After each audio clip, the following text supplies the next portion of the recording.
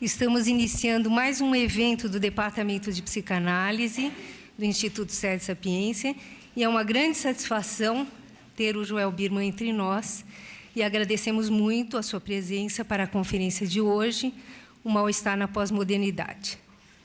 Antes de iniciá-la, nós que organizamos esse evento, a Silvia, eu, Daniele, que está ali fora, e Cristina, gostaríamos de fazer alguns agradecimentos à direção do Instituto SEDES, ao Conselho de Direção do Departamento de Psicanálise, aos funcionários do SEDES, em especial a Cristina Parada Franchi, nossa colega, articuladora da área de eventos do departamento, cujo trabalho sério e dedicado na geração de eventos pelos seus membros foi de fundamental importância para a realização deste evento.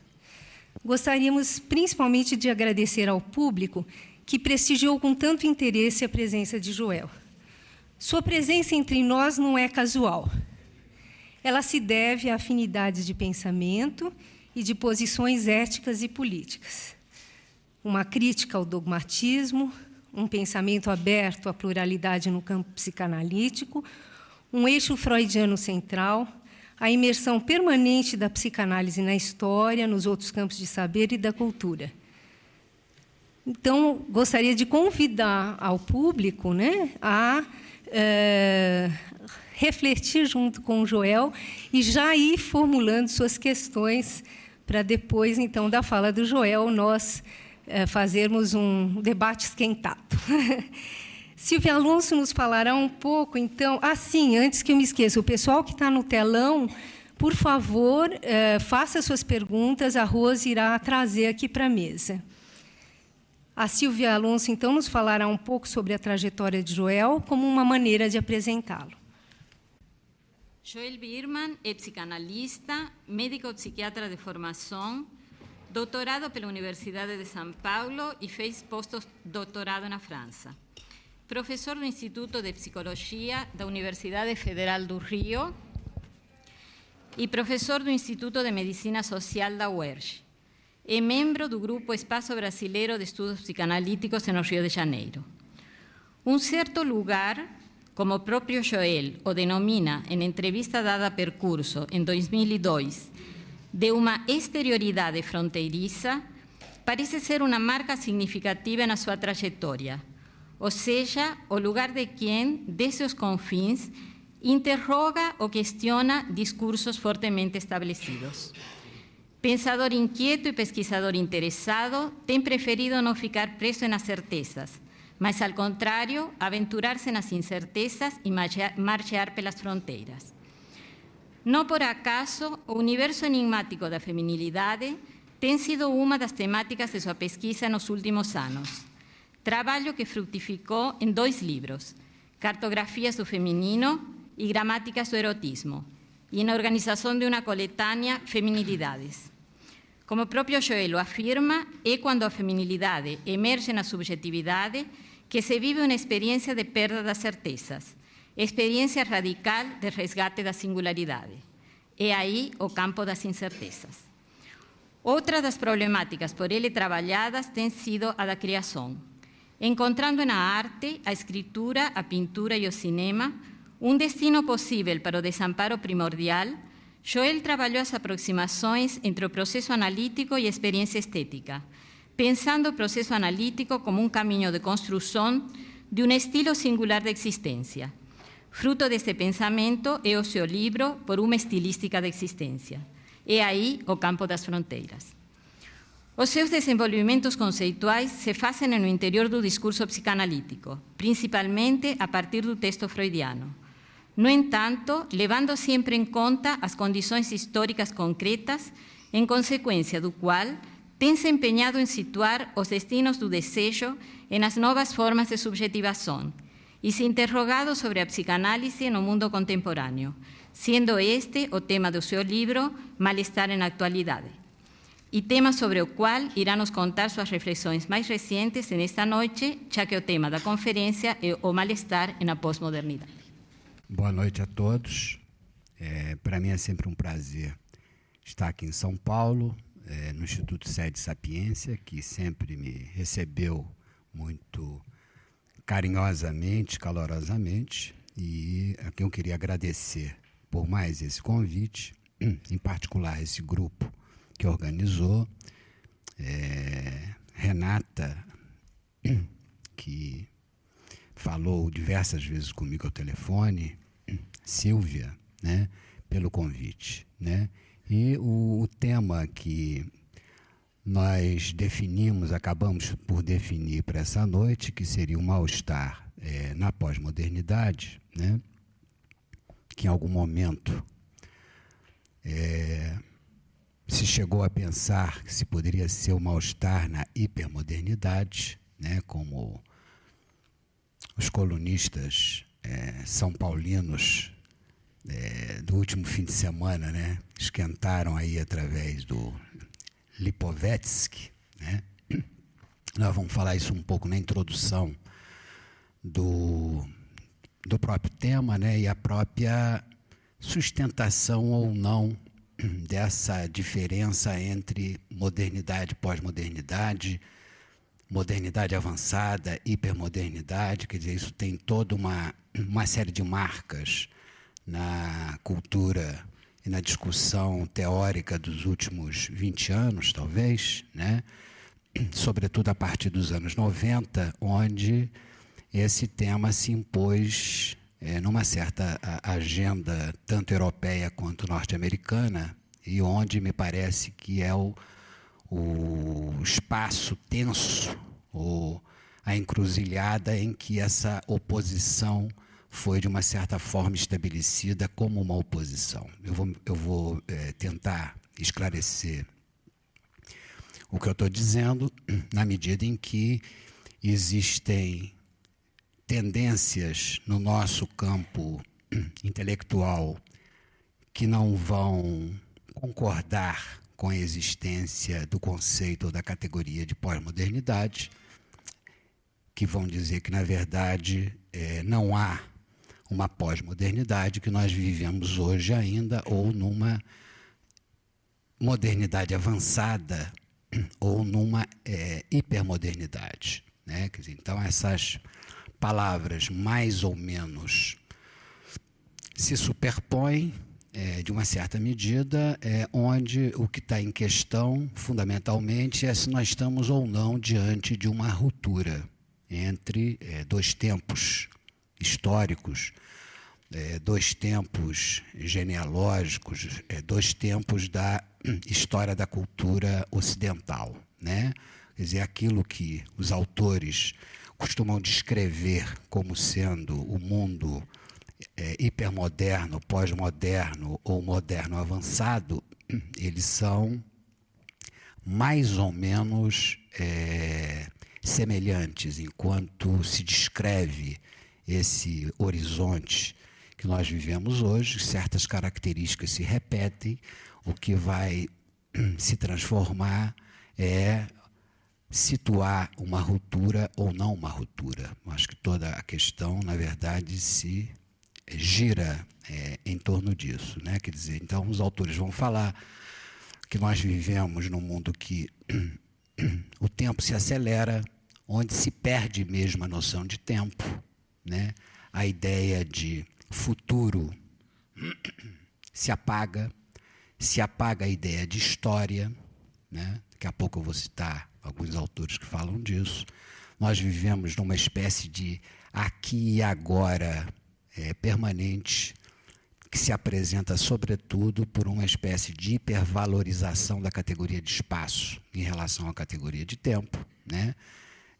Marcando uma nuance ou uma ênfase em relação a um tempo que teria precedido, né? Então, no campo das descrições, a gente se encontra diante de autores que vão falar da quebra da ideia de totalidade, de uma ideia de que o mundo se fragmentou propriamente, né? E que em função da impossibilidade de reunir esses fragmentos num conjunto semântico significativo, né, ou político significativo que a discussão se estabelece, né? Quer dizer, então, por exemplo, nós podemos acompanhar essa discussão em 3 registros, pelo menos. Ela vai aparecer no campo do discurso sociológico, ela vai aparecer das ciências sociais, ela vai aparecer no campo do discurso filosófico, né, e vai aparecer no campo do discurso estético, sobretudo no campo do discurso literário, né, onde essa discussão foi bastante aquecida, e a partir daí ela vai ter efeitos no campo do cinema, no campo das artes plásticas, né, mas me parece que, em princípio, foi no campo do discurso literário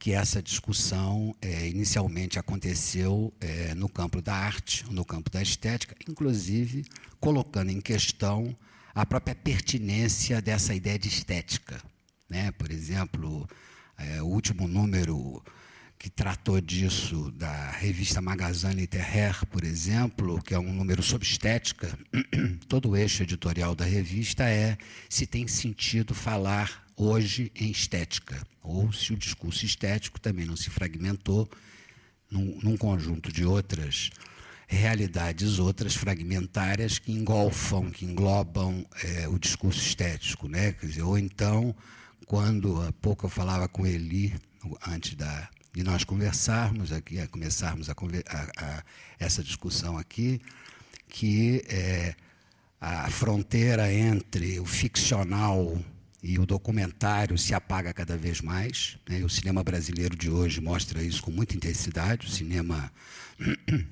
Cidade de Deus, 174, 174, quer dizer, uma série de filmes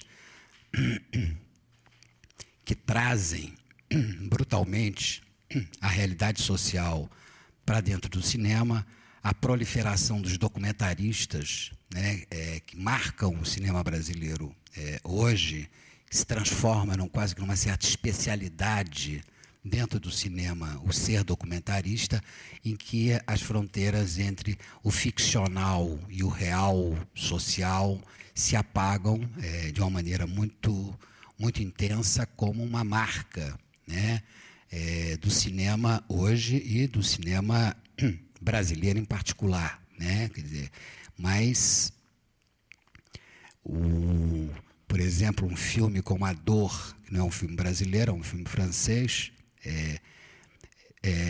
do Patrick Chamy, que é um filme muito interessante, que é um filme sobre a morte. Ele se passa o tempo todo dentro de um hospital. Ele é um processo entre 2 irmãos, uma história um tanto ou quanto amorosa, amistosa e incestuosa entre 2 irmãos, podemos assim dizer, e que ele é um filme que se passa inteiramente dentro de um real social, de um hospital, hoje, hospital de tecnologias muito avançadas, né, onde o real da morte aparece em cada fala do filme, em cada imagem, e nesse sentido o filme é o oposto, por exemplo, de um filme como Invasões Bárbaras, em relação à experiência da morte e da dor, né, onde, de uma certa maneira, a morte ganha um sentido de uma certa festividade, né, onde é possível transformar a experiência da morte numa festa, enquanto que no filme A Dor é o oposto que se coloca, quer dizer, o oposto da experiência da festa ou da festividade ou de um certo domínio sobre a morte, né? Quer dizer, é a experiência do desamparo absoluto que aparece nesse filme A Dor. Enfim, só como desenhar um pouco, de uma maneira impressionista, essa caracterização que aparece no campo das artes. Uma outra maneira de falar disso também é um certo apagamento de fronteiras entre os gêneros, que eu acho que é importante, né? Se a ideia de uma arte performática se tornou num símbolo da nossa atualidade, é na medida mesma em que você, ao mesmo tempo, faz artes plásticas, faz teatro, faz retórica, faz pintura, né?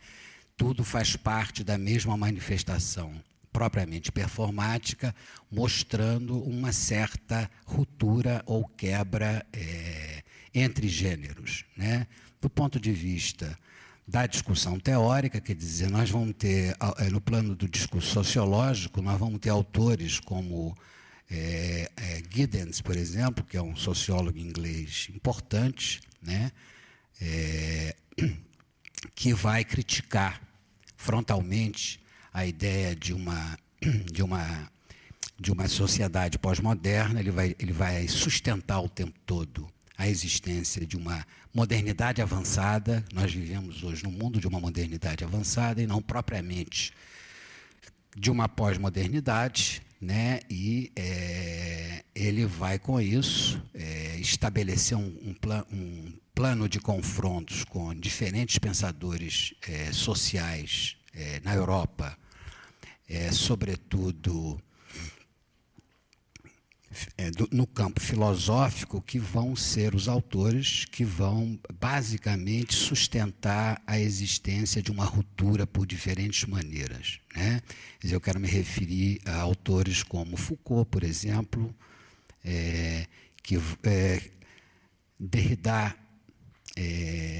Deleuze, pelos efeitos do discurso dele, Georges Bataille, quer dizer, autores que constituíram um campo de crítica, e eu acho que esse é o ponto fundamental, de crítica, seja a ideia de uma totalidade, acho que é o primeiro critério importante, segundo, aquilo que daria fundamento a essa totalidade, que é a ideia da razão como fundamento da produção de sentido, de significação, né?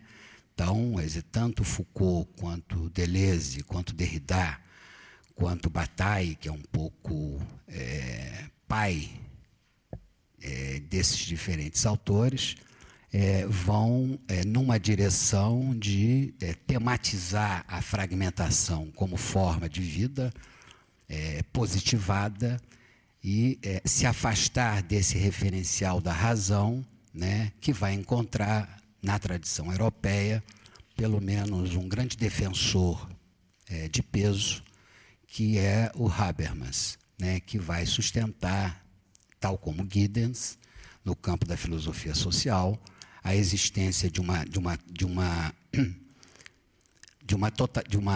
modernidade avançada, centrada mesmo naquilo que foi a marca do pensamento moderno, que é a ideia de razão, no sentido, no caso do Habermas, kantiano do termo, né, a ideia do entendimento racional, do qual ele vai construir não só uma concepção das relações interhumanas centradas no que ele chama de ação comunicativa, como ele vai retirar disso, ou querer retirar disso, uma teoria da democracia, de uma democracia planetária, centrada na ideia de diálogo, na boa vontade e boa fé, né, dos interlocutores, né, de poderem, através da troca dos argumentos, se convencerem dos argumentos dos oponentes e assim sucessivamente. Evidentemente, né, se nós formos considerar o comentário do Zizek, né, o Zizek vai dizer que o conceito de teoria da ação comunicativa e, mais do que isso, a ideia de uma democracia planetária foi explodida com as bombas das Torres Gêmeas em 2001, no sentido de que aquilo mostrou a impossibilidade de sustentação dessa concepção habermasiana, né? Então, é esse ponto que foi balançado por tudo aquilo que nós estamos vivendo nos últimos 3 ou 4 anos, né? Sobretudo nesse confronto que alguns autores descrevem como guerra de civilizações, conflito de civilizações, de uma maneira discutível, mas que dá efetivamente o clima político desse tipo de discursividade. Quer dizer mesmo que nós vivemos num mundo de conflito de civilizações, né, tal como Huntington, que é um cientista político americano, sustenta, ou que nós vivemos numa espécie de fim da história, que é o contraponto à ideia de conflito de civilizações, é uma forma, sobre a forma do conflito de civilizações, de introduzir uma outra categoria fundamental, antitotalizante e antifundamento da razão como fundamento do sentido, que é a ideia de relatividade ou de relativismo, né? Quer dizer, uma das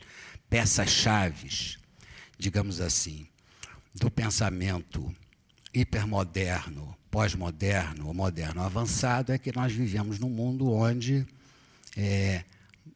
nós enfatizamos, talvez muito mais do que fez a antropologia cultural dos anos 50, essa ideia de que os valores, os conceitos, né, os objetos, tudo se torna marcado por esse relativismo, essa relatividade, né? Então, esses pensadores políticos trazem isso para o primeiro plano, né? E um outro autor que me parece que tematiza muito bem a mudança de clima, né? E aí sim assumindo, apesar de ser um europeu, a existência de uma ruptura histórica, que é um autor como Lyotard, que vai falar de uma condição pós-moderna, pela quebra dessa ideia de totalidade que ele vai chamar de grandes narrativas, a quebra das grandes narrativas ou metanarrativas, de forma que o que caracterizaria a nossa fragmentação contemporânea seria efetivamente a quebra dessas grandes narrativas, onde nós não temos mais esses grandes discursos racionais capazes de costurar a totalidade do real, né? Então, é esse ponto que me parece importante, né? A caracterização se dá da mesma forma. De qualquer forma, no nível das descrições sociológicas, nós estamos habituados também a essa caracterização da atualidade através de algumas descrições tipo vivemos num mundo da sociedade do espetáculo, tal como se recuperou, na verdade, de um autor como Debord, né? Já que o Debord se matou antes de ver o filme que ele escreveu, né? Digamos assim.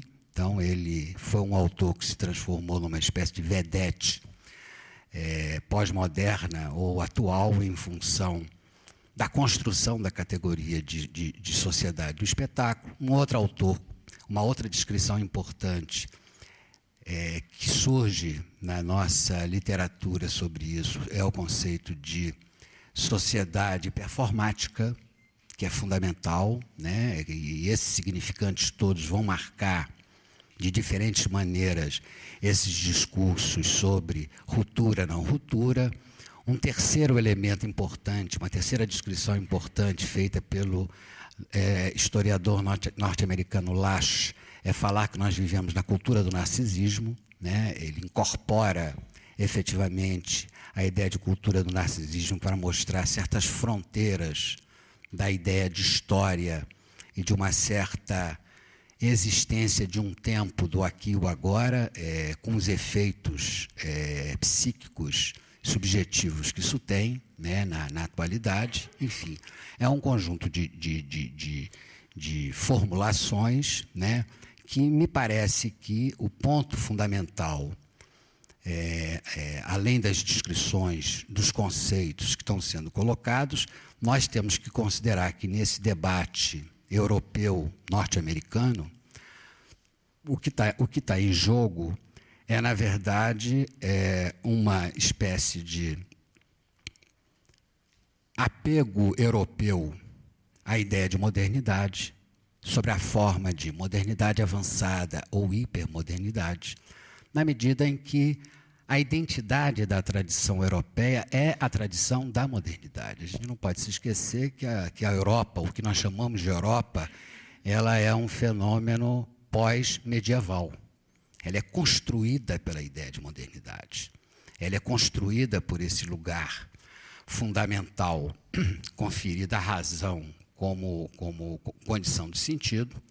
Ela é a condição de construção daquilo que nós chamamos de filosofia do sujeito, de centralidade da experiência subjetiva no campo da consciência do sujeito, né? Então, a tradição europeia ela é marcada por essa identificação com a construção da condição propriamente moderna, enquanto que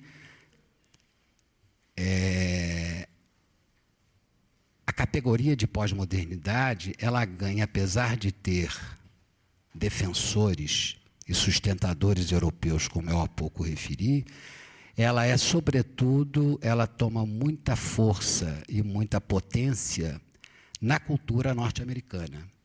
E me parece que, se ela toma essa força e esse peso na cultura norte-americana, é exatamente porque a cultura americana se coloca, nos últimos 20 anos, como sendo o lugar de uma nova origem, de um novo tempo, de uma nova história, né?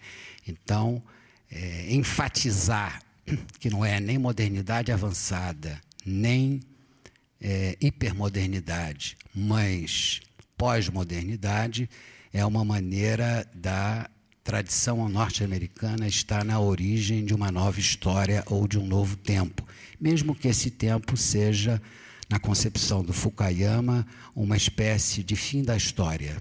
Mesmo que seja isso, é um novo momento dessa caracterização. De qualquer forma, quer dizer, alguns conceitos vão ser colocados, que eu queria só sublinhar aqui, né, na guisa dessa introdução, que produzidos por autores europeus vão ter grande barulho, grande ruído nessa tradição americana. Dois conceitos Foucaultianos que me parecem fundamentais nesse contexto. Um conceito que é o conceito de forma de subjetivação, crucial, porque o conceito de forma de subjetivação é um conceito que coloca em questão aquilo que está no centro da tradição moderna, que é o conceito de sujeito, isto é, falar em forma de subjetivação é falar de uma produção aleatória, histórica, relativística, daquilo que nós chamamos de subjetividade, e não como uma espécie de efeito estrutural, universal, que o sujeito teria, né, pensado a partir da filosofia cartesiana, né? E um outro conceito que eu acho que é uma espécie de irmão do conceito de forma de subjetivação, que é o conceito de jogos de verdade, né? A questão dos jogos de verdade, onde, de uma certa maneira, se institui a ideia de jogo, naquilo que o jogo tem de fundamental, que é a ideia de que tem uma regra, né? Para a gente jogar, a gente tem que concordar com as regras de um jogo, senão não tem jogo, né? E, evidentemente, a regra tem uma dimensão de arbitrário. A regra é uma produção. A gente pode inventar as regras e pode desinventar as regras e criar outras regras. Então, quando Foucault fala em jogos de verdade, ele está dizendo que aquilo que mais marcou a nossa tradição moderna, mais marcou a nossa tradição metafísica, que é a ideia de verdade, ela é uma produção arbitrária e relativa. Ela não tem nenhum traço de absoluto nessa produção. Na mesma direção, com consequências talvez um pouco diferentes e talvez menos radicais, o conceito do Derrida de desconstrução vai na mesma direção. Eu acho que por isso ele interessou tanto os autores americanos, né? Derrida é um pensador de referência muito forte nos Estados Unidos, nos departamentos de estudos culturais, no campo da literatura. Ele tem uma presença muito grande, exatamente porque a sua ideia de desconstrução atesta um certo arbitrário e uma certa produção metafórica mesmo da verdade, que ela não tem nenhuma solidez ontológica, tal como estabelecida pela filosofia do sujeito, né? Então, há toda uma... São conceitos que vão ser importantes no desdobramento que a gente vai tentar falar aqui. De De qualquer forma, né, quer dizer, tendo em mente as descrições das diferentes autores que descrevem um diferencial na existência do mundo atual, quer dizer, no campo sociológico, no campo filosófico, no campo artístico, estético, né, literário, considerando efetivamente isso e tentando perceber que essas diferentes denominações atestam diferentes apostas, tanto da tradição europeia quanto norte-americana, né, eu queria trazer essa discussão de como esse mundo diferente que nós vivemos hoje começou a aparecer no mundo da nossa tradição ou psicanalítica, ou psiquiátrica, ou psicopatológica, né? Quer dizer, na verdade, essa discussão tem dois eixos, né? Um eixo referente às relações entre psicanálise e psiquiatria, que eu acho que é um ponto fundamental dessa discussão, e um segundo eixo, me parece, que foi a erosão dos modelos psicanalíticos instituídos à luz das novas formas de perturbações psíquicas aparecidas nos anos 70 e 80. Em relação ao primeiro eixo, relações entre psiquiatria e psicanálise, para caracterizar que nós estamos num mundo um pouco diferente do que a gente vivia nos anos 60, 50, 40, né? A psiquiatria se autonomizou totalmente em relação à psicanálise. Essa é a primeira mudança significativa. E essa mudança é tanto mais significativa porque a psiquiatria era um discurso que queria ser um discurso médico, mas, ao mesmo tempo, era considerado um discurso estranho no campo do discurso médico, exatamente porque os cânones do discurso psiquiátrico nunca foram coerentes com o discurso da medicina, né? Nunca se encontrou, seja no sentido anatômico, seja num sentido bioquímico na época, seja num sentido genético, nenhuma forma de se poder efetivamente justificar que os loucos eram doentes, propriamente ditos, de acordo com os critérios da medicina, bem entendido, né? Então, isso dava à psiquiatria um lugar meio estranho e, evidentemente, que a partir do sucesso teórico mundano da psicanálise, né, a psiquiatria se tornou uma psiquiatria psicanalítica.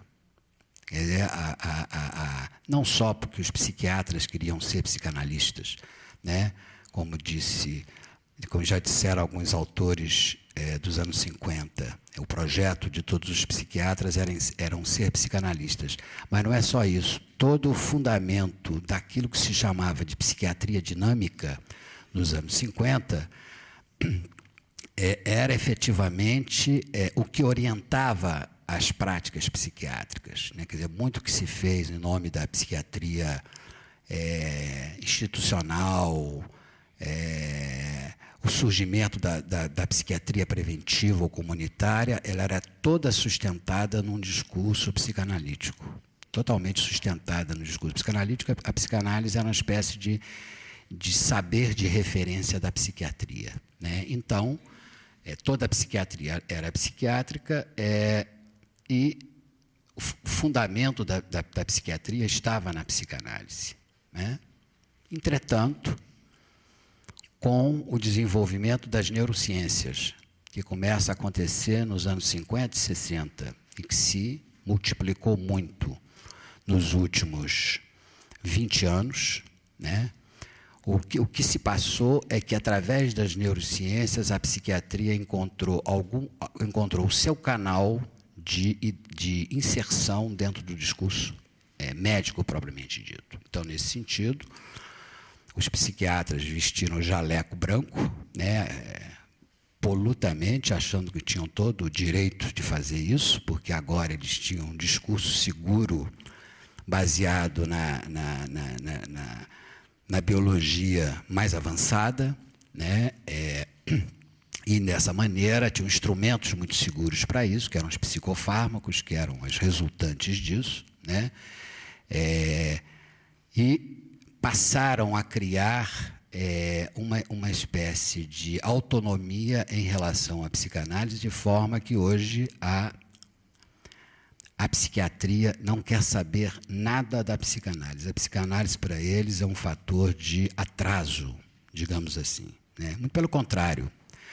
Nessa relação especular entre psiquiatria e psicanálise, o que aconteceu foi uma coisa muito curiosa. De repente, foram os psicanalistas que foram atrás dos psiquiatras, né? Isso é um ponto importante que eu acho que faz parte da nossa discussão. Foram atrás dos psiquiatras em vários sentidos. Começaram a mandar os pacientes para se medicarem, porque estão deprimidos, porque estão excessivamente ansiosos, né? Quer dizer, de repente se banalizou no discurso psicanalítico essa autorização de que as pessoas têm que ser medicadas, né? E mesmo os psicanalistas vão aos psiquiatras para se medicarem, o que é uma questão mais curiosa ainda, né?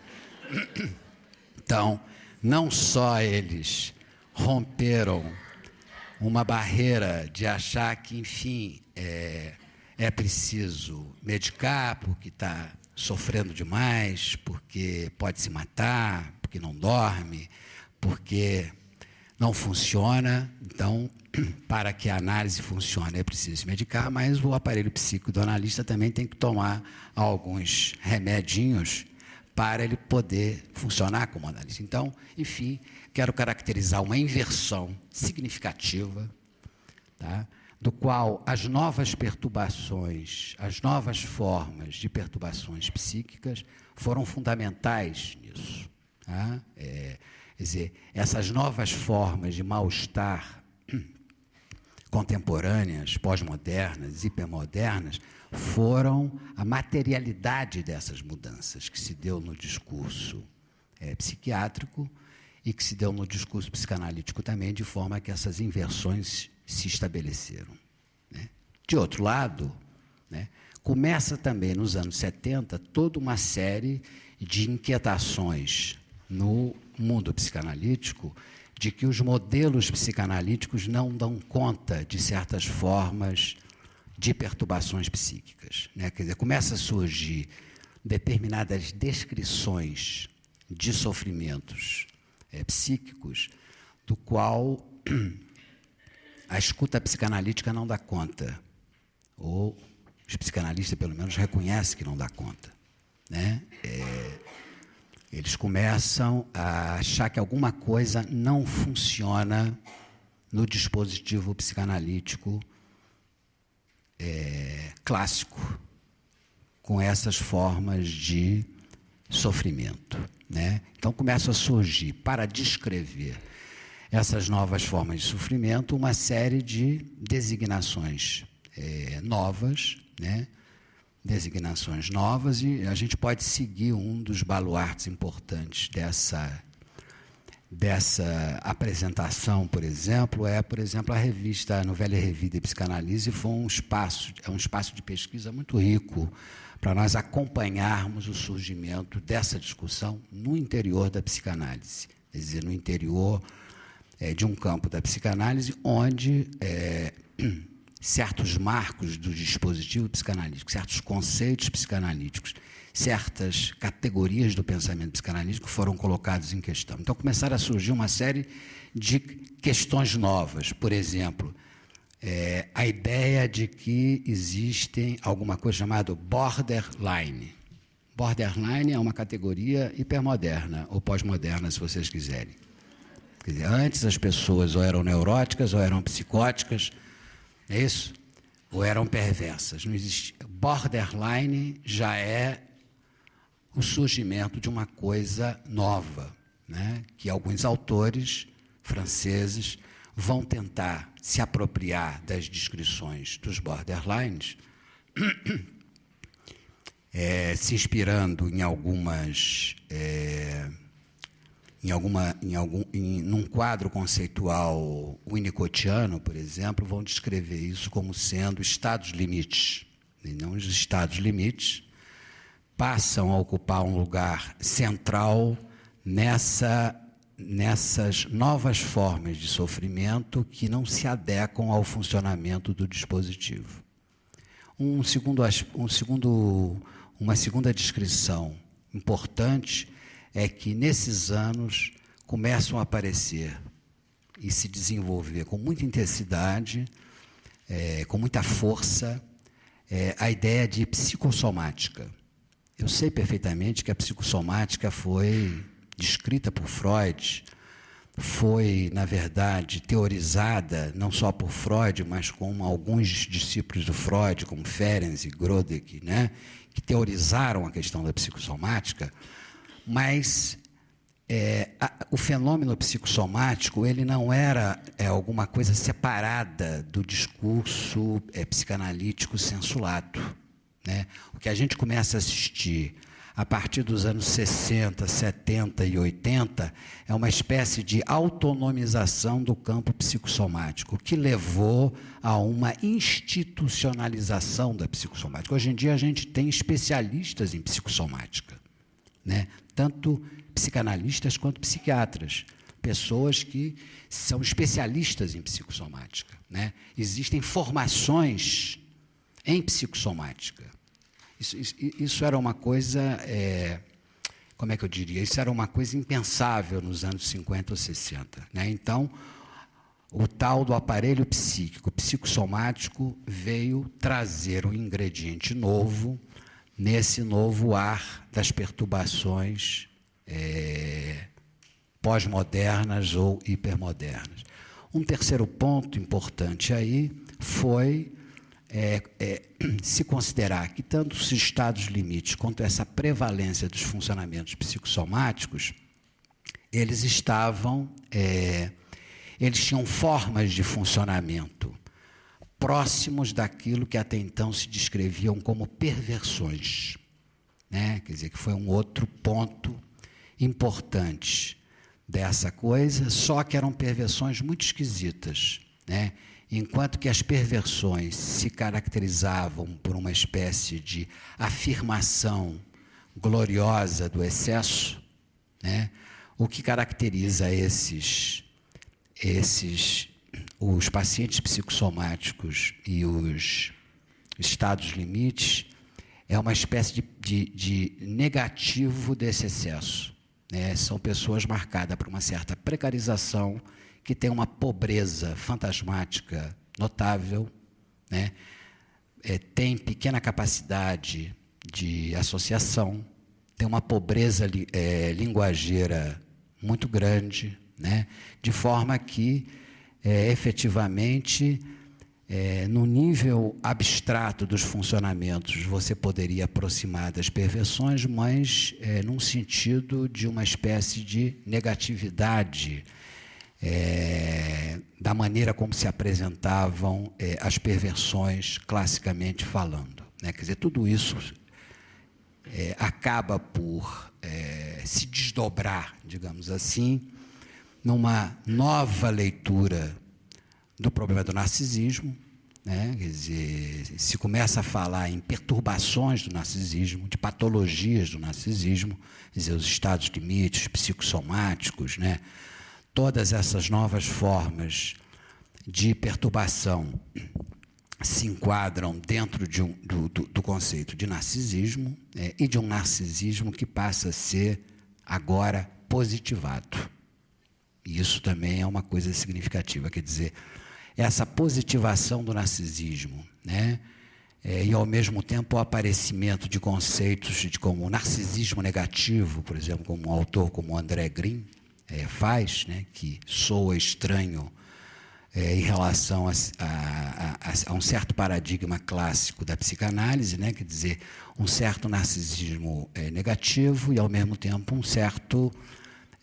uma certa direção da cura digamos assim, pensada em termos de positivar o narcisismo, e não para tirá-lo da sua condição de negatividade, né? Quer dizer, então, e dentro disso tudo, evidentemente, que a explosão que se coloca aí é a crítica ou não de uma certa centralidade do Édipo enquanto construtor do aparelho psíquico. Acho que o ponto de chegada dessa discussão, tal como começou a aparecer nos anos 70 e 80, era exatamente que lugar vai ter o Édipo nesse funcionamento psíquico, onde o eixo narcísico ganha peso e pregnância, né? Há uma espécie de implosão do Édipo, né?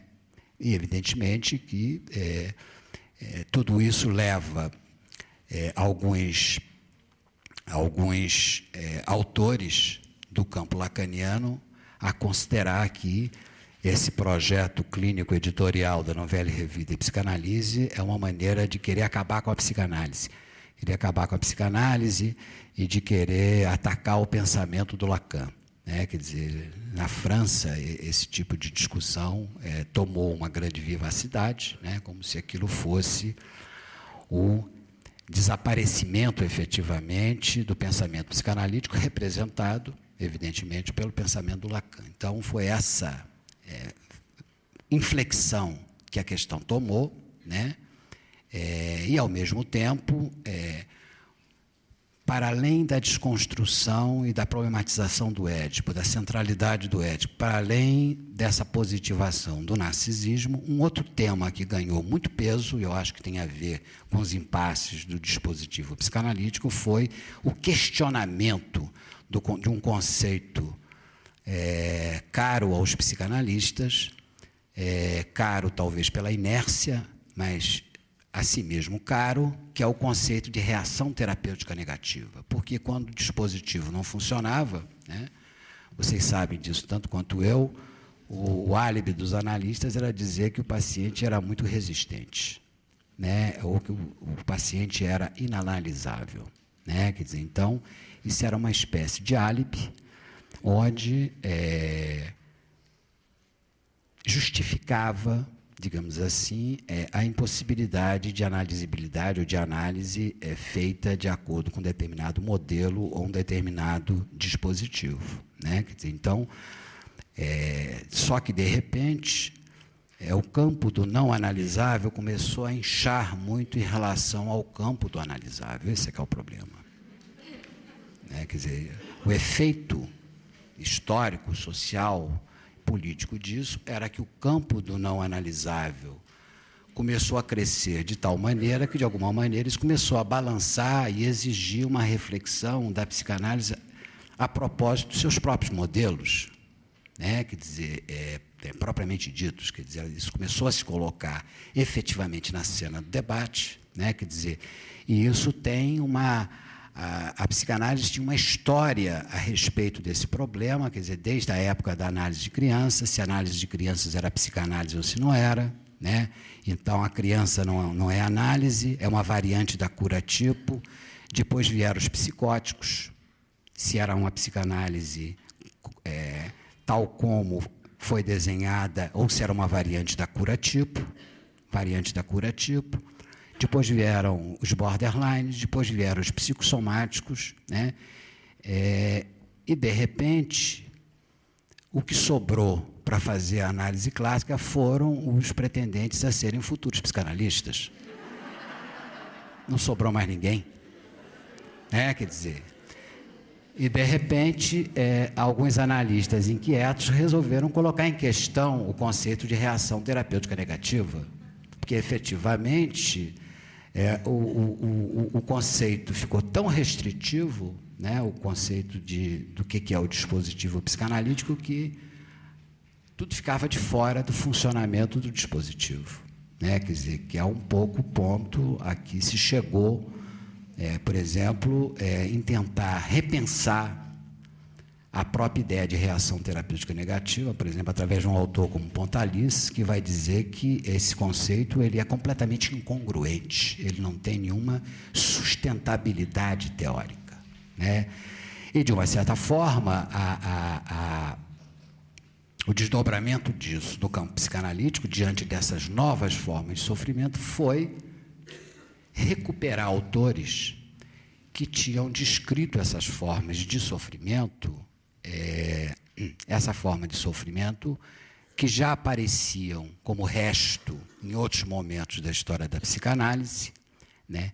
E que, de uma certa maneira, esses analistas afrontaram, bem ou mal, essas situações, teorizaram alguma coisa sobre isso, me parece, e esses autores começaram a ser restaurados, recuperados nesse momento hipermoderno ou pós-moderno, como vocês quiserem, e passaram a ocupar o campo. Eu quero me referir a alguns desses autores: Ferenczi, Balint, Winnicott, né, como sendo autores que forneceram alguma forma de instrumentos conceituais, novas formas de descrição, sobretudo formas de manejo clínico desse tipo de perturbação, e passaram a ocupar um lugar na cena que a gente vive há 20 anos. Né? Então, quer dizer, o ponto é esse. Né?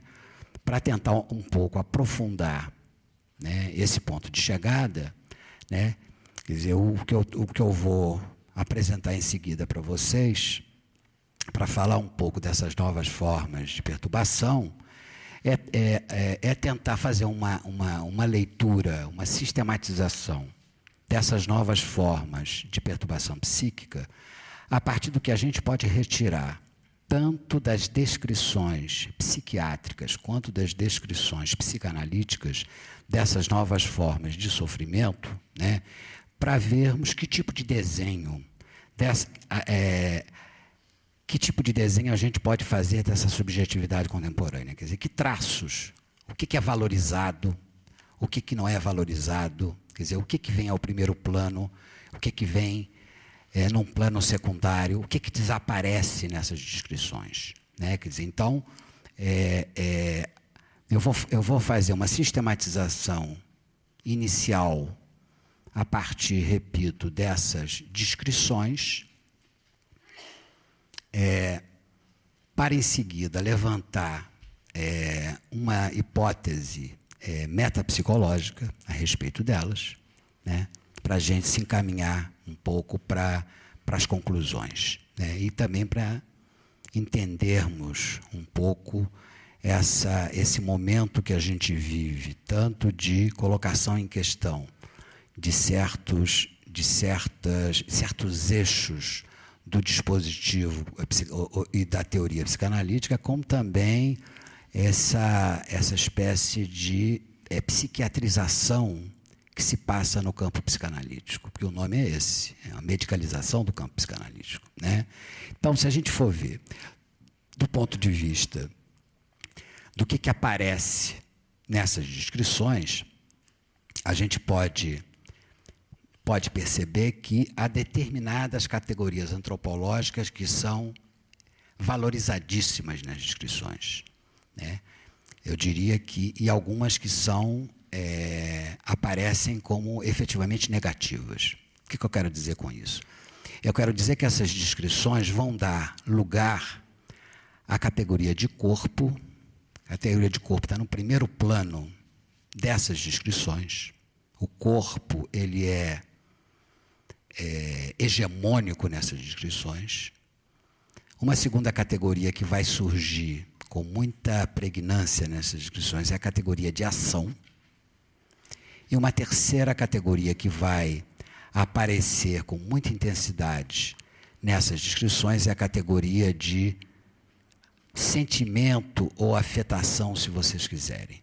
Tá? Quer dizer, então, eu diria que todas as formas de perturbações da atualidade, elas estão centradas no eixo do corpo, da ação e da afetação ou sentimento, se vocês quiserem. Enquanto que as categorias que vão aparecer como negativizadas nas descrições são a categoria de pensamento e a categoria de linguagem. Tá? Isto não vai ser em torno do pensamento e da linguagem que essas descrições são feitas, muito pelo contrário, essas formas de perturbação vão aparecer referidas à linguagem ou ao pensamento como deficitários, enquanto que o que vai vir ao primeiro plano vai ser corpo, ação e afetação. É isso que vai marcar, é isso que vai caracterizar esquematicamente, digamos assim, uma descrição dessas subjetividades contemporâneas a partir das descrições psiquiátricas ou psicanalíticas, né? Quer dizer, começando pela questão do corpo, né? O corpo que vem ao primeiro plano, né? O corpo que vem ao primeiro plano vai se anunciar de diferentes maneiras. Há pouco eu falei dos fenômenos psicossomáticos, eu não vou insistir mais nisso. É uma das caracterizações disso, é a pluralidade e o enriquecimento que aparece, o lugar prevalente que os distúrbios psicossomáticos assumem na atualidade, né? E o efeito mais importante disso, que é o que eu chamei de institucionalização da psicossomática, como fundamental. Um segundo aspecto importante, uma segunda forma de perturbação central em relação a isso, é aquilo que os psiquiatras chamam de síndrome do pânico, que é uma experiência de angústia, de morte iminente, né? E como vocês sabem, a síndrome do pânico é uma versão hipermoderna ou pós-moderna do que o Freud chamava de neurose de angústia, né? Quer dizer, que foi rebatizada como sendo a síndrome do pânico, né? Onde há uma experiência de morte iminente, é uma coisa vivida no plano corporal, né? Você acredita que vai morrer, a pessoa acredita que vai morrer, que ela vai cair, né? E isso ganha um peso imenso na experiência, quer dizer, onde a gente pode registrar um aspecto importante desse tipo de sofrimento. Eu acho que isso vai ser um fio aqui para a nossa argumentação. O que caracteriza esse tipo de experiência, seja de pânico, seja da experiência psicossomática, é a experiência do excesso. Há uma espécie de excesso intensivo, excesso excitatório dentro do aparelho psíquico, onde o aparelho não consegue, de alguma maneira, dominar essa excitabilidade, de forma que ela aparece no plano do corpo como uma forma maciça de descarga. E uma forma maciça de descarga, vejam bem, não se trata de uma conversão histérica, não se trata efetivamente de um acting out, se trata daquilo que nós costumamos chamar de passagem ao ato. É uma passagem ao ato ao corpo. É uma passagem ao ato ao corpo, tanto na experiência da neurose de angústia, síndrome do pânico, a um excesso que vai para o corpo. O que vai aparece como uma iminência de morte, ou então com perfuração do intestino, do estômago, uma úlcera, né? Enfim, todas as perturbações psicossomáticas que vocês conhecem, né? Quer dizer, um terceiro elemento interessante, essa semana, a contribuição brasileira a isso, a contribuição brasileira para isso é que tem uns médicos da USP que inventaram uma nova doença, que tem um nome muito interessante, por sinal, síndrome de desautonomia.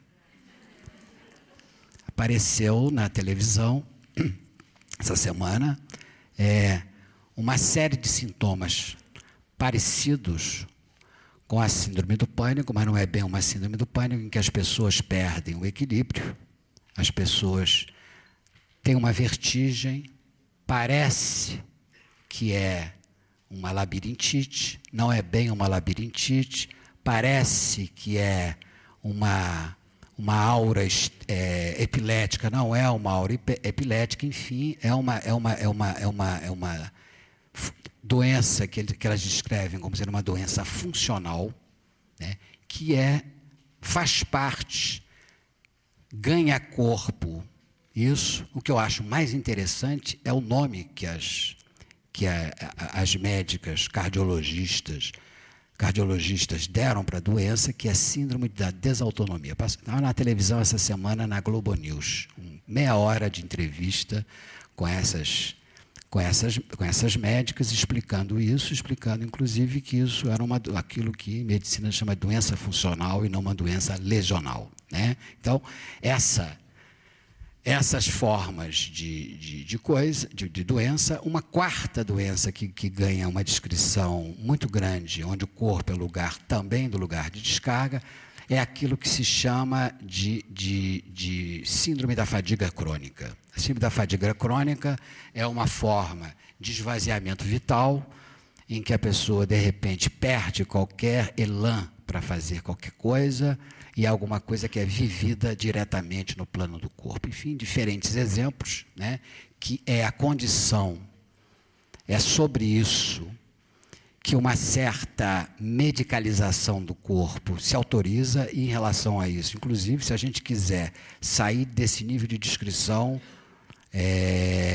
negativa dos sintomas para irmos para certas experiências da sociedade contemporânea em relação a isso, a gente vai encontrar uma coisa muito curiosa, onde o que está em jogo aí, nesse excesso e nessa descarga, é uma experiência fundamental que caracteriza a nossa atualidade, que é o corpo vivido como um lugar permanentemente de risco. O corpo é um lugar de risco. O corpo é um lugar que a qualquer momento vai ser perturbado, onde eu não tenho uma sustentação dessa. Daí o interessante dessa denominação de síndrome da desautonomia, que é, né, o corpo como um espaço de risco. E isso está efetivamente ligado a uma série de práticas que estão instituídas na nossa cultura pós-moderna ou hipermoderna, que é o fato, primeiro, a gente não come mais, a gente toma pílulas. É isso, que a gente está o tempo todo preocupado em ingerir tanto de vitamina C, tanto de vitamina B, tanto de vitamina E, tanto de vitamina A. Quer dizer, nós temos uma ponderação alimentar impressionante, né? A gente pesa que alimentos a gente come, porque a gente não pode comer muita gordura, porque vai afetar o coração, independente da beleza, vai afetar nosso funcionamento cardíaco, a possibilidade da hipertensão arterial, né? Quer dizer, há toda uma série de ideologias que são centradas num discurso claramente medicalizado, e esse é o ponto que eu quero insistir, que é a face metade, a cara metade, de uma série de práticas naturalistas também que nós incorporamos. Todo o orientalismo como ideologia que está colocado na nossa cultura atual, ela é complementar, eu insisto nisso, nessa ideologia da medicalização. Quer dizer, de forma que nós temos que andar também 1 hora por dia, nós temos que andar na esteira ou em algum lugar, no Parque do Ibirapuera, né, que tem árvores, tem verde, né, quer dizer, a academia de ginástica se transformou numa espécie de lugar sagrado da sociedade pós-moderna ou hipermoderna, e esse discurso naturalista e orientalista, eles fazem parte de um mesmo conjunto onde o corpo se transforma no lugar de risco. É isso que eu estava querendo colocar. E esse risco, que é um risco permanente de mortalidade, né, que a gente pode morrer a qualquer momento, ou nós vamos envelhecer, né, ou nós vamos morrer, ele, de uma certa maneira, ele está articulado com uma forma avançada das nossas biotecnologias, que eu acho que faz parte desse discurso medicalizador, é a sua ponta mais avançada, que é efetivamente o discurso sobre a clonagem, e as novas tecnologias reprodutivas. Isso faz parte, né, de uma espécie de desejo de mortalidade que é a contrapartida dessa sensação permanente de risco, né? Quer dizer, mesmo que os cientistas hoje não concordam com uma clonagem reprodutora apenas como uma clonagem terapêutica, certamente esse projeto de mortalidade está colocado no nosso imaginário como possibilidade. E é disso que eu estou falando, né, propriamente, né? Quer dizer, então, o corpo é esse primeiro eixo, com essa dimensão positiva e essa dimensão negativa, quer dizer, as formas em que o corpo, como risco, falha, e as formas pelas quais, positivamente, nós estamos o tempo todo inflacionando, tratando, cuidando do corpo para nos protegermos do risco que ele, ao mesmo tempo, é um lugar fundamental de referência. Um segundo aspecto aí, que é a questão da ação, quer dizer, esse excesso que aparece, que se descarrega pela regulação psicossomática ou que se descarrega ao mesmo tempo na síndrome do pânico, por exemplo, ou na síndrome de fadiga crônica, né? Ou na síndrome de desautonomia, gostei muito da palavra, quer dizer, esse excesso ele vai aparecer também como uma coisa fundamental na construção das perturbações ligadas à ação. Né? Quer dizer, isto é, o excesso ele vai ser o ponto de partida em relação à ação. E o que eu quero dizer com isso é que esse excesso ele vai estar presente nessa hiperatividade que marca a nossa contemporaneidade. Quer dizer, eu preciso ser, né? É assim que se diz. Eu preciso me agitar porque eu tenho um excesso para descarregar. Eu preciso ser performático, o que exige de mim uma aceleração na ordem do tempo para lidar com esse excesso.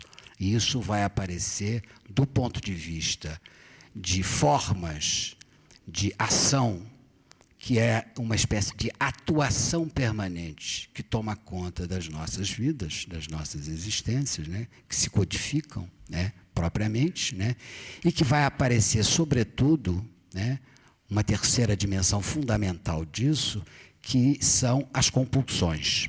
Quer dizer, as compulsões são formas de ação, né, formas de ações frustras, né, são ações que não conseguem lidar com o excesso, mas elas são criadas para dar um destino para o excesso, né? E, evidentemente, que nós vivemos num momento em que a compulsividade é um dos traços fundamentais de todas as descrições, né? Compulsão alimentar, compulsão ao trabalho, compulsão à performance e, sobretudo, compulsão a drogas, que ganham um espaço muito importante dentro disso, né? Não só as drogas ditas pesadas, heroína, cocaína, maconha, não sei se maconha mais é droga, mas, enfim, todas essas drogas, até então, consideradas sempre do ponto de vista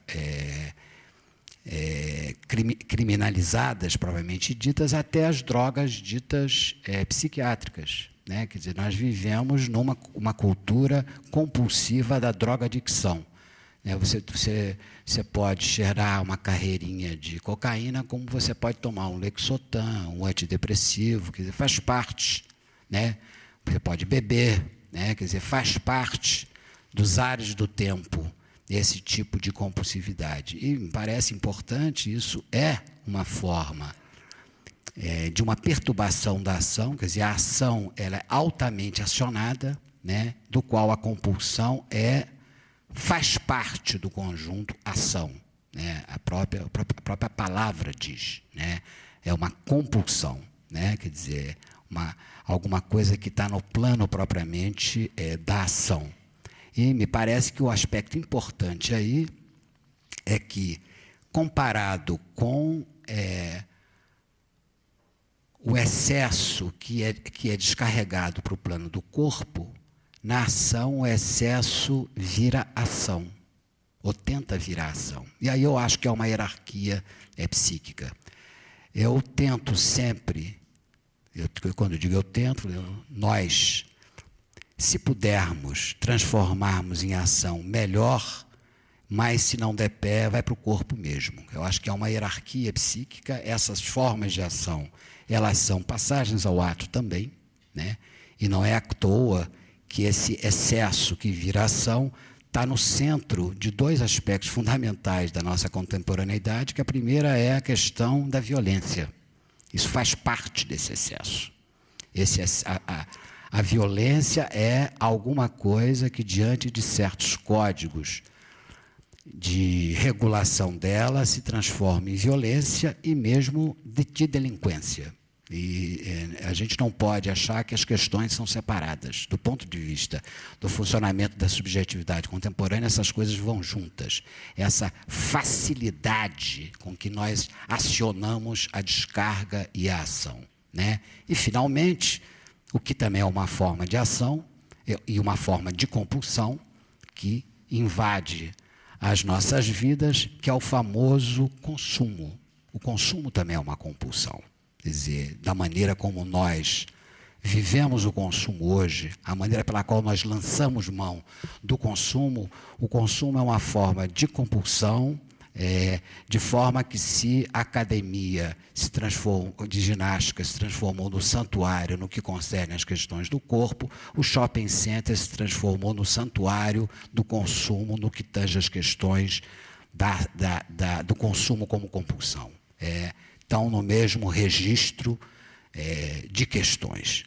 E um terceiro ponto, passando para a questão da afetação, já estou falando há muito tempo, mas para tentar me encaminhar para o final, um terceiro aspecto, que é a questão do que eu estou chamando aqui de afetação e de sentimento. Quer dizer, esse excesso que faz com que a subjetividade seja dominado por esse excesso, de forma que ela tenta descarregar para o corpo ou para a ação, ela vai produzir um efeito, de uma experiência subjetiva muito curiosa, que é a sensação de que você desaparece dentro da experiência do excesso. É como se você fosse despossuído de si próprio.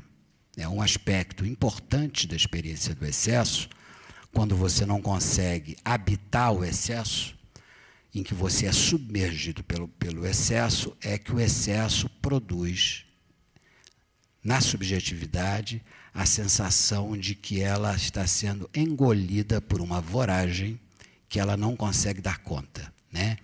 E é nesse sentido que eu entendo o crescimento vertiginoso, sob certos aspectos, que nós temos hoje, em torno da questão da depressão. A depressão é paradigmática da dispossessão de si. Quer dizer, né?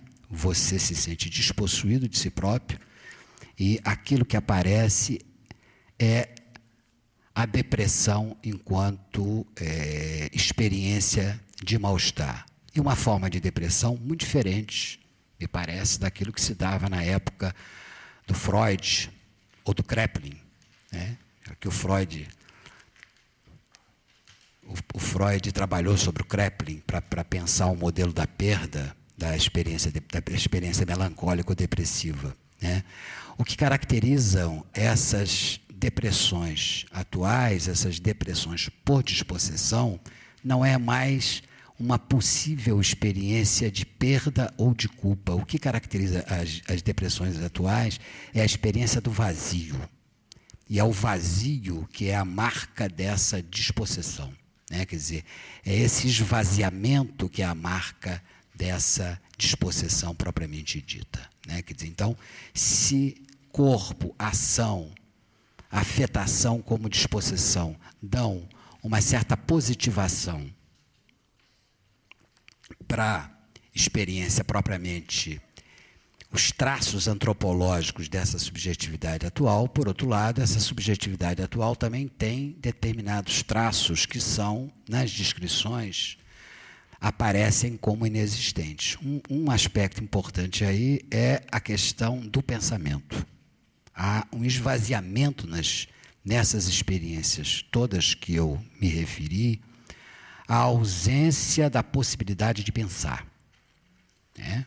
Quer dizer, o que caracteriza o angu de caroço para um psicanalista é lidar com pessoas que têm uma capacidade de pensar fragilizada. Então, essa é uma característica negativa importante que aparece nessas descrições, onde existe efetivamente uma espécie de derrocada do campo do pensamento. Né? E segundo aspecto importante dessa experiência é um certo, no nível das descrições, um certo empobrecimento da linguagem.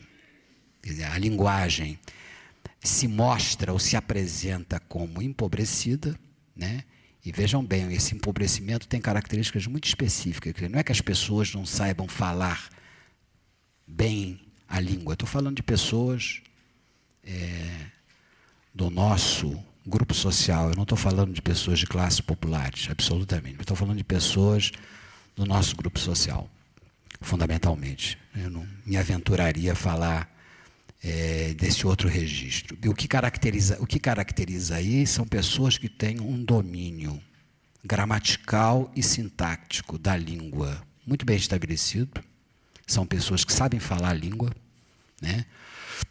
Não cometem erros gramaticais grosseiros, falam muito bem a língua, mas a língua perde metaforicidade, que eu acho que é o traço importante que aparece no campo da linguagem.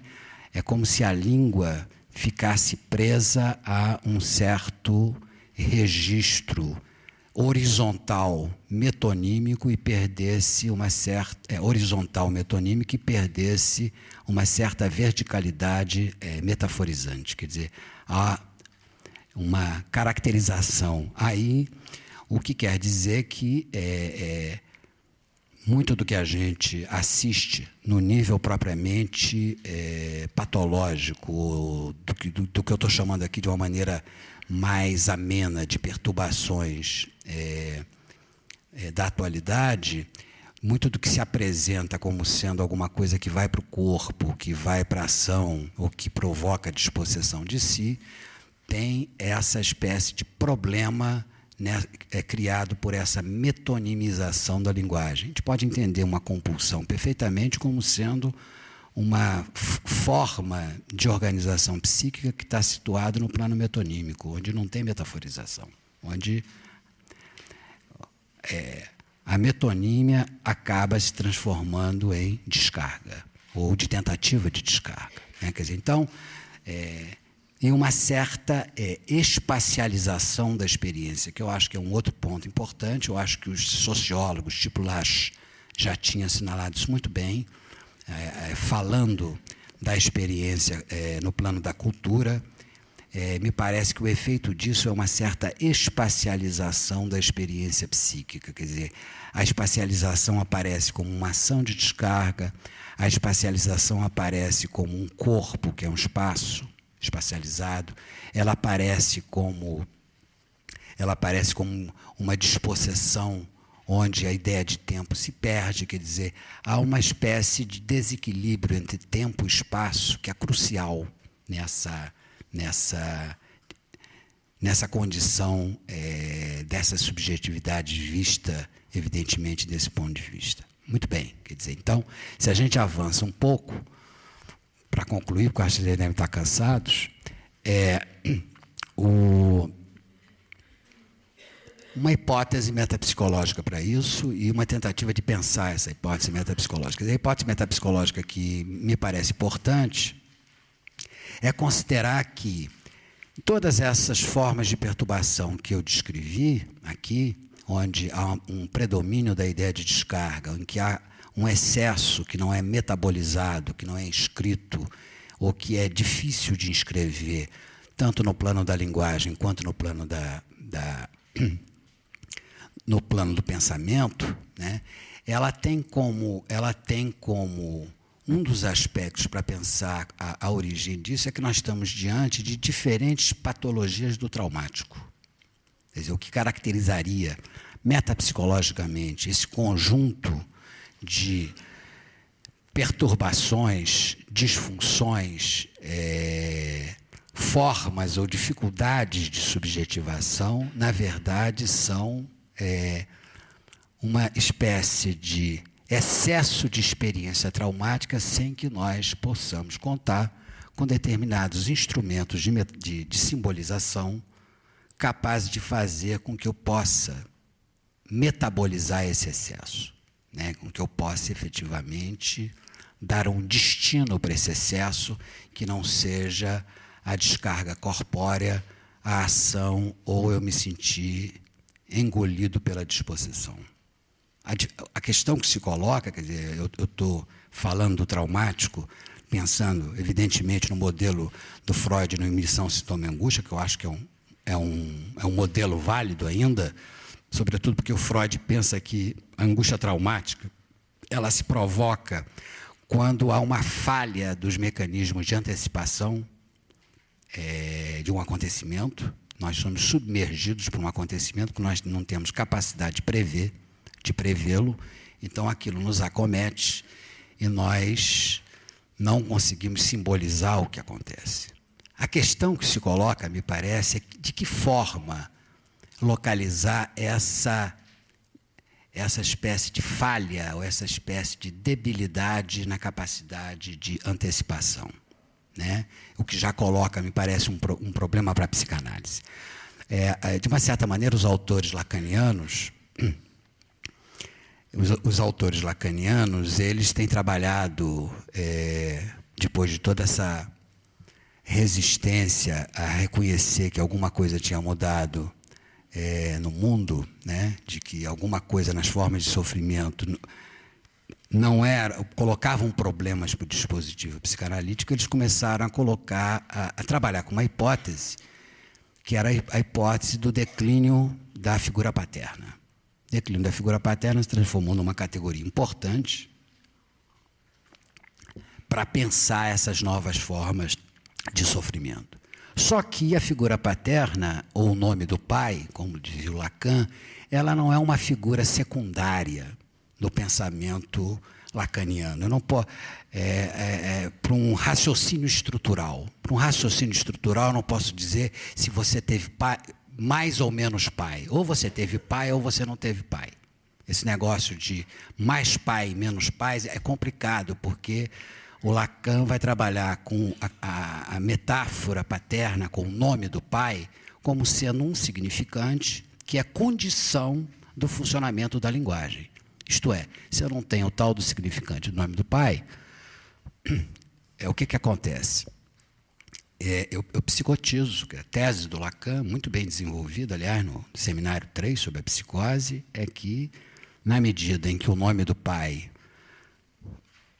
está ausente, a linguagem se descarrilha, né? E o efeito disso é a possibilidade, em algum momento, da eclosão de uma psicose, né? Quer dizer, então, o que eu estou querendo chamar a atenção disso é que dizer que há um declínio da função paterna, né, é preciso levar essa hipótese para dentro do aparelho conceitual que está pensando o lugar que o Lacan ofereceu para isso, que foi pensar o funcionamento da linguagem, propriamente dita, né? E o que eu gostaria de discutir com vocês, até mesmo porque o efeito disso não tem sido, conforme a gente fartamente falou aqui, não tem sido a psicotização, muito pelo contrário, o que a gente está assistindo hoje é uma espécie de ampliação de formas de perturbação ligado àquilo que o Lacan talvez chamaria de gozo ou de perversão. Eu não estou dizendo que eu goste dessa terminologia de perversão, mas, enfim, mas só para marcar que não é eclosão dos sintomas de psicotização. Não é esse o efeito. O efeito é outro. Né? Quer dizer, o efeito o grande problema que se coloca são os efeitos ligados àquilo que, tradicionalmente, os analistas descreviam como formas, o gozo ou de perversão, e não a psicotização. Né? E me parece, eu queria desdobrar um pouco mais essa hipótese, de que as formas de perturbação do mal-estar na atualidade colocam em questão a maneira de conceber a linguagem segundo o modelo estrutural lacaniano. Esse é que eu acho que é o ponto. Exatamente porque o efeito não é esse. Né? Na verdade, o modelo estrutural lacaniano ou levi-straussiano para o campo da antropologia, porque o que o Lacan fez foi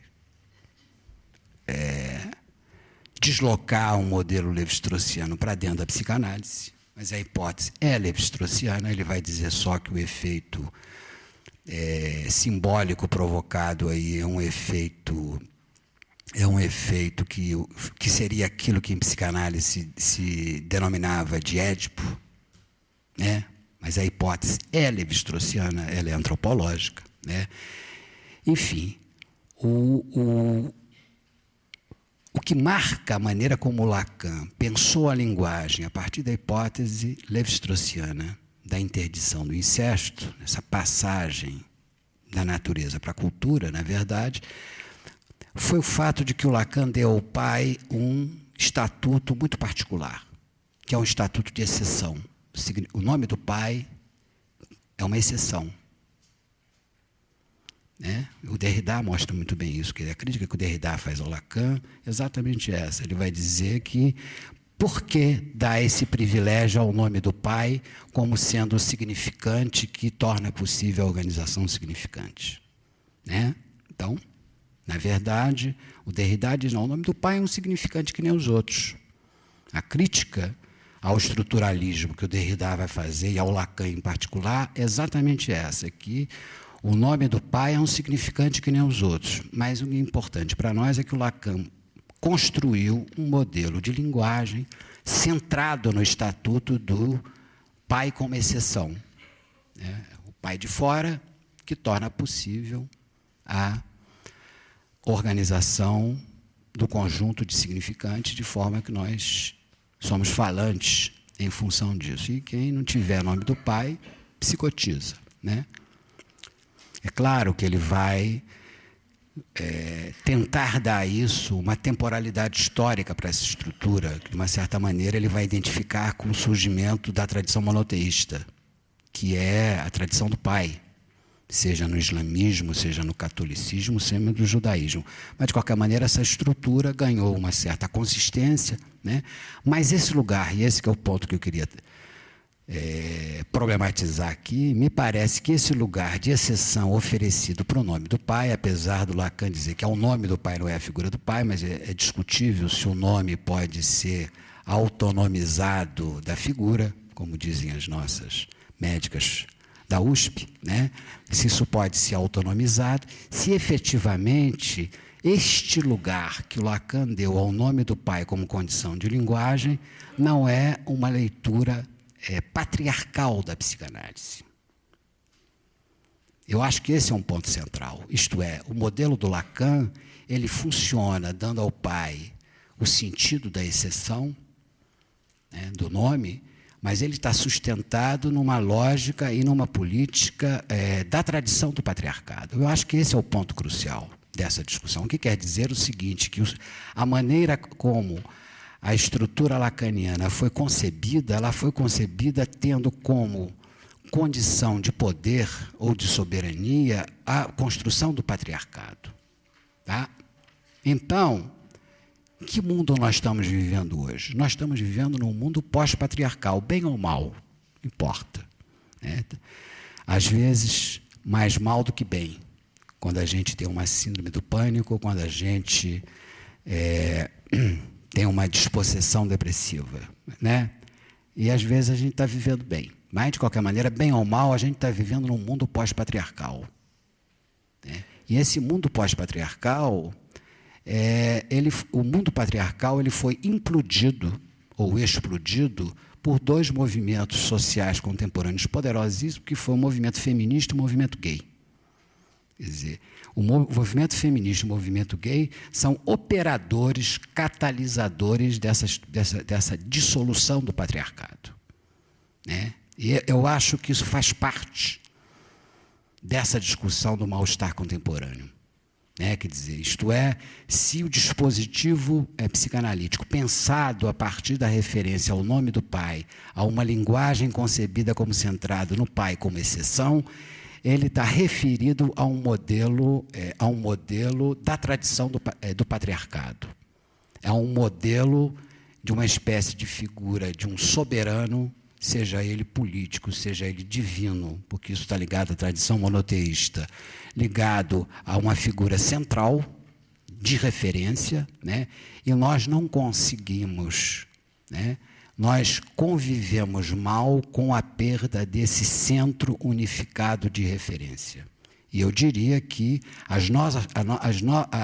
se a psicanálise rateia em relação a essas novas formas de perturbação atual, ela rateia exatamente porque ela não consegue, nem sempre ela consegue, se desengajar de certos pressupostos conceituais dela que têm um fundamento ético também no patriarcado e que se convergem em certos instrumentos de trabalho que são a maneira de conceber o Édipo como processo de socialização infantil, a maneira como entender a interdição do incesto, a maneira de entender apenas como uma espécie de sujeito universal as novas formas de perturbação que acontecem hoje. Eu acho que o que essas diferentes formas de sofrimento estão trazendo para nós é exatamente a necessidade de sair deste modelo centralizador, né, que é a única maneira de nós podermos, de alguma maneira, encontrar outras formas de simbolização que não seja esta verticalidade, quer dizer, soberana patriarcal. Parece que o ponto é esse. Quer dizer, eu acho que o ponto quente dessa discussão, quer dizer, e que coloca nós diante da necessidade de reconstruirmos muitos dos nossos conceitos psicanalíticos, né? Ele passa por uma espécie de retificação de uma série de conceitos que nós damos como dados, como naturais, e que, na verdade, eles têm uma base histórico-política que está sendo implodida pela atualidade. Então, eu descrevi para vocês diferentes formas de subjetivação que mostram, na verdade, que as nossas teorias psicanalíticas elas não passam de um conjunto de jogos de linguagem. É um conjunto de jogos de linguagens referidas a certos campos de experiência subjetiva e que elas não têm nenhuma universalidade psicopatológica como nós gostaríamos de crer. Esse é o ponto, né? Quer dizer, então, de uma certa maneira, eu estou convidando vocês a considerar que as nossas teorias psicopatológicas, psicanalíticas, especificamente, elas são um conjunto de jogos de verdade que nós temos que puxar os fios onde esses jogos de verdade foram construídos. Chama-se ele o incesto, chama-se ele a maneira de conceber o incesto, seja a maneira como considerar a hierarquia pai, mãe, ou macho e fêmea, ou homem e mulher, né? Seja a maneira como a consequência que isso tem numa certa reorganização da família contemporânea em função mesmo dos efeitos do patriarcado. Muito obrigado.